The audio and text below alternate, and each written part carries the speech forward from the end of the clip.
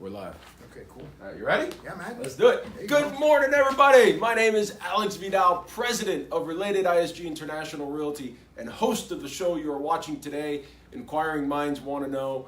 And we are sitting here today with this guy to my right, the mayor of Miami, Francis Suarez. Mayor. Good to see you, brother. Good to see you. Thank you. Serious Cuban coffee in you today. Dude, I'm like this naturally. I love it. Now, before we get started, if you like today's interview, actually, if you're a realtor, we're going to be talking about Miami today. Share it, love it, like it. But as I just said, share it more importantly. Share it with your clients, share it with buyers, share it with sellers, because we are talking Miami.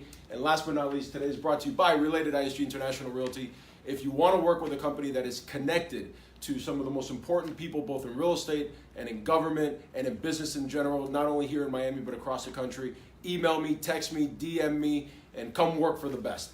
You ready? Let's do it. Heavy duty. Can't argue with that. No, man, hey, I love what I do. There you go. So, all right, let's get right to it, In Mayor. your life. 10, 15 minutes, here we rock. Here we go. You were born right nearby, Mercy Hospital, Yep. right up the street. You are now the 33rd mayor of Miami. And according to the records, you are the first Miami-born mayor of Miami. No one's been able to disprove it yet. All right, awesome. I love it. Tell us a little bit about your journey to getting to the highest political office in Miami. You know, it's an interesting journey.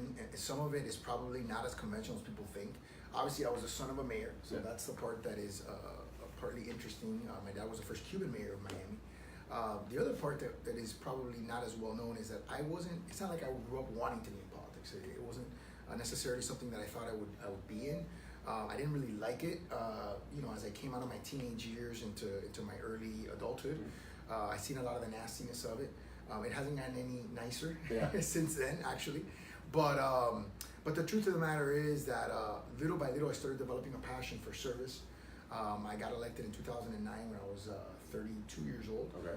Ran for the first time. I had a small business, a real estate business. I was a real estate transactional attorney. Okay. And didn't have kids at the time, and decided it was a good time to serve. I didn't want to live in Regretville and kind of come back later on in life and say, why didn't I do this, why didn't I do that? I won by a very small margin, 262 votes. Wow. And no recounts? No, actually, very close to a mandatory recount. It was 51.5 to 48.5 in a runoff. Okay. And so, then I was blessed enough to get elected mayor last November. Just passed my first year anniversary. Nice, congrats. Thanks. It's funny, you said a keyword, service. And I think almost everybody that I've had on this show, whether they're worth $1 billion or they're in government or whatever it is, it's never about the money. Right. It's about wanting to give back in service. No doubt. Now, you said it hasn't gotten any easier, so let's go right into question number two. Sure. Being a high-ranking politician and leader in any major city requires amazing mental strength and, most importantly, positivity because you're a leader. No doubt. What systems and habits do you have in place to stay in that positive mindset? Well, I think one of my biggest ones is my faith. I'm a person of faith, and I work on my faith a lot. I invest time in it, and it's what grounds me. It's what keeps me humble.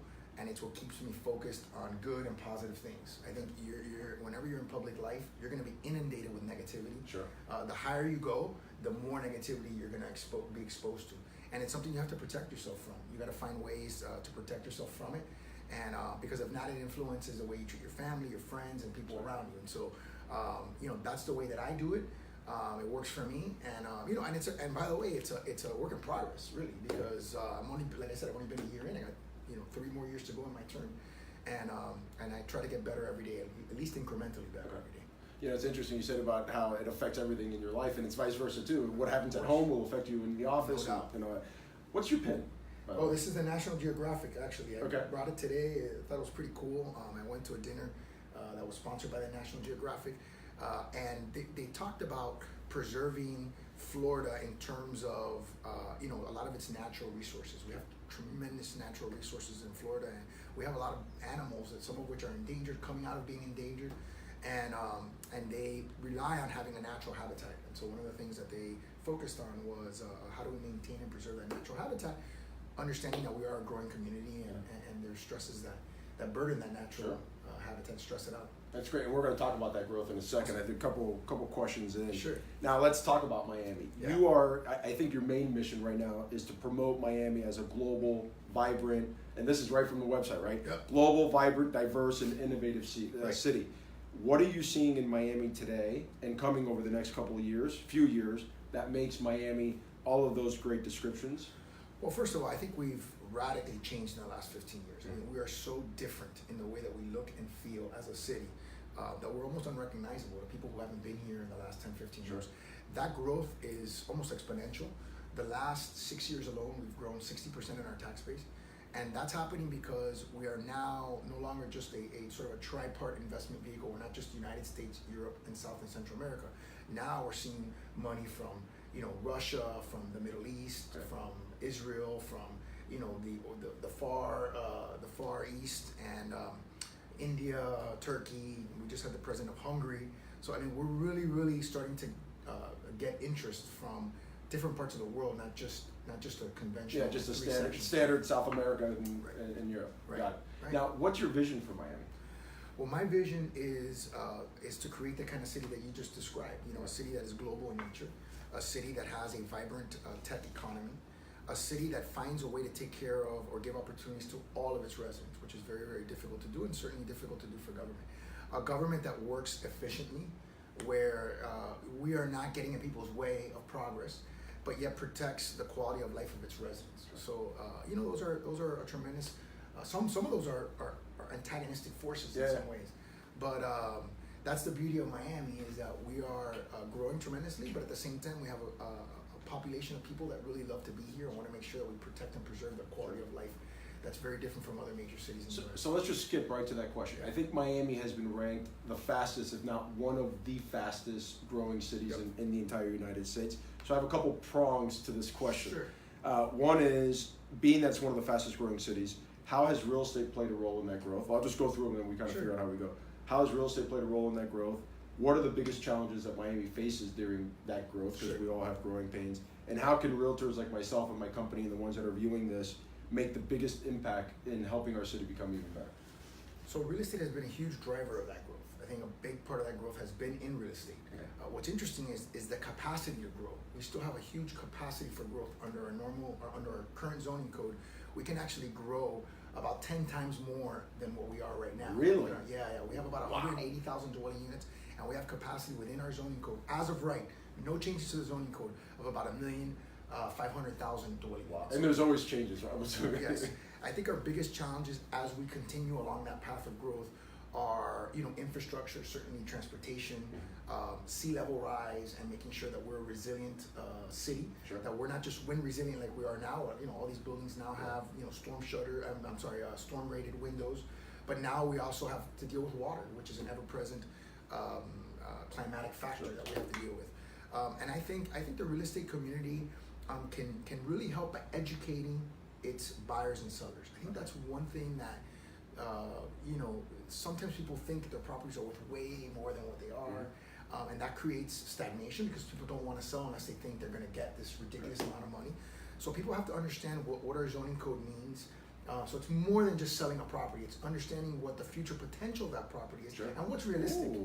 And what's realistic. So I'm a real estate lawyer, and so I try to peel back the onion a little bit more than just the usual. And so it's easy to and anybody can get an MLS listing or Zillow rating or get an appraisal.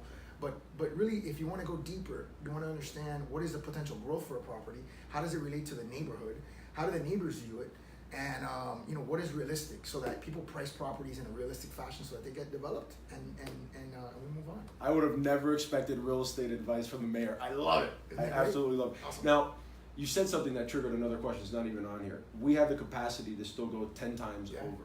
So one of the questions I've asked a lot of the local real estate people is, if you were to give Miami an age, where would you put Miami? Are we in puberty? Are we in our 30s? Are we already in our 50s? Where are we? I think we're in our early 20s. I think we're in our early 20s. We're not an old city. We're only about 120 years old, approximately. There are cities that are 400 years old. So that we're not. We're 300 years old. We're not super old in that spectrum. And I think because of the growth potential, because of the interest, and it's funny because Miami, it's almost felt to me, and I was born and raised here, as like a good, well-kept secret. In a weird way. It's kind of like Casablanca, in Europe. It's a place where everybody gets along most of the time. At least, not I'm talking about politics. I'm talking about people in general. Sure. We're blessed to not have had any major threats or incidents, and hopefully that'll happen in the future, knock on wood. But it's a place where people come to enjoy themselves.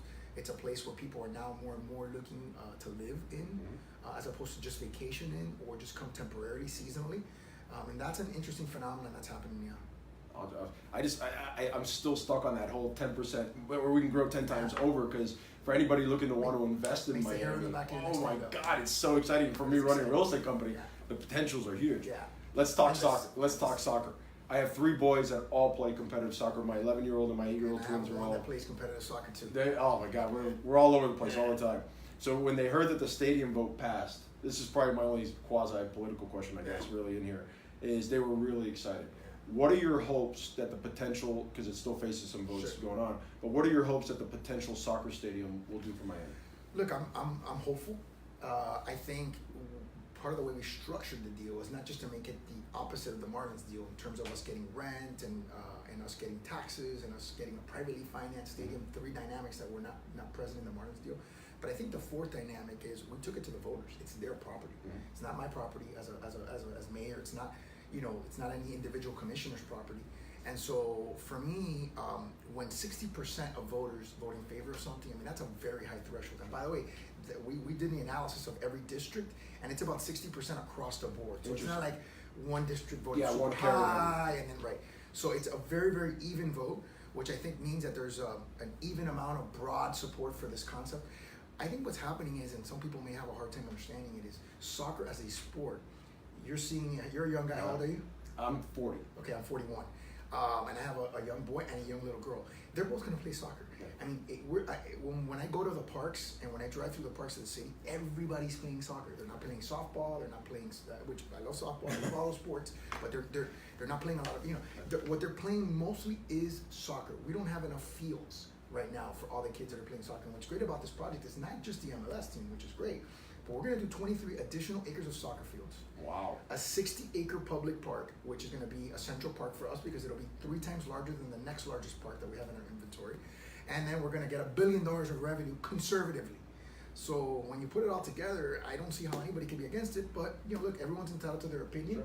I'm hopeful that that the vote of the public is what carries the day. Awesome. I know we're excited for it. We can't wait. Too, by the way. So let's talk legacy, because you did mention your dad a couple times. I was going to stay away from that because my dad, I shared with you, used to be Dade County manager and director of water and sewer for Hialeah. How have you created your own legacy? And after all your days in office are done, what do you want your legacy to be in the city? So creating your own legacy and being the son of somebody who's a high-ranking public official, it's not easy. You know what I mean? I think you have to, embrace your own personality. You have to embrace your own style. At times you have to push on the father figure, and of course, but at the same time, you also want to be respectful of his legacy, and you want to be respectful of the fact that he's an incredibly accomplished person. So it's a balance, and I think anyone who knows me knows that I'm very different from my dad, but not in a bad way. It's just a different statistic. Me too. And I love my dad. I respect him. I respect what he's accomplished. I admire him. I admire a lot of things about what he does and how he goes about his business. But we don't always agree, and that's going to be probably a process that we figure out as time goes on. In terms of my legacy, what I would love to see happen by the time I leave Miami, number one, is that we have a vibrant tech economy, because I think that is the economy of the present and the future. That it is an equitable economy to the extent that I have an influence over that. Governments and mayors have some influence over how the economy is shaped, but not all that much. And so I want to be able to leave my footprint on that. I want the city of Miami to be known as one of the most resilient, if not the most resilient cities on the planet. And I want us to be a city that has put a priority on affordable housing and transportation, things that I think are create an equitable quality of life for our residents. No easy feats there. That's awesome. I love it. Who needs easy challenges? I hear you, man. It's no fun. It's no fun when things are easy. You gotta. I love the fight. To me, I love the fight. Now, last question. Sure. Any book, podcast, or TED Talk recommendations for the viewers? So it's a little different than the 3. One thing I would recommend everybody to watch is a YouTube video. Okay. And it's a YouTube video of the 2014 University of Texas commencement speech. Okay. It was given by I think Admiral McRaven, William McRaven. He was at a time he was a head of the special operations forces, special ops forces for the United States, Okay. and he led the mission to kill Osama bin Laden.